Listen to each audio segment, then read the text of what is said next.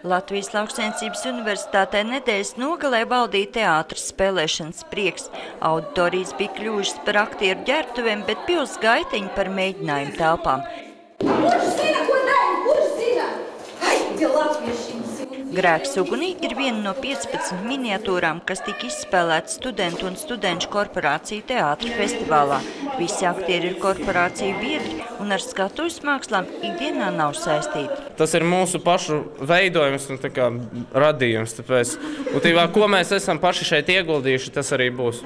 Cik ilgā laikā tad jūs to visu uzradījāt? Tā bija diena, maksimums. Jā, vakardiena. Jā. Korporantu izrādē nav arī profesionāli režisori un scenāristi. Reizēm paņem jau scenāriju gatavu vai fragmentu no lūgas, ko viņi pielāgo savām vajadzībām un tēmai. Citreiz raksta paši.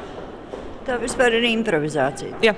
Tā kā festivāls notika pilī, arī tēma izvēlēta atbilstoši – galma intrigas. Intrigas tika vērptas ne pa jokam, gan 19. gadsimta stilā, smalki un iznesīgi, gan pavisam mūsdienīgi. Mēs to esam pārveidojuši mazliet jaunākā, tādā mūsdienīgākā interpretācijā un uztaisījuši pagalma intrigas. Kāda tad ir galvenā intriga pagalmā mūsdienās?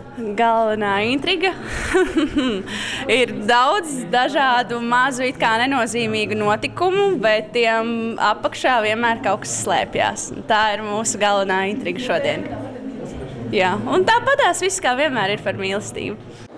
Bet varbūt man vajadzētu kādu mīļāko, vismaz ēst mācētu uztaisīt.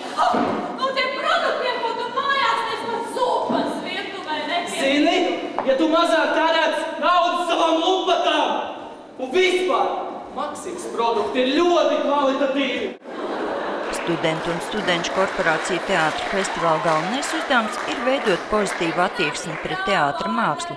Šogad tas notika jau 15. reizi, bet pirmo reizi ārpus galvaspilsētas. Savukārt vislielākās skaislības allaži ir bijušas saistīts ar varu.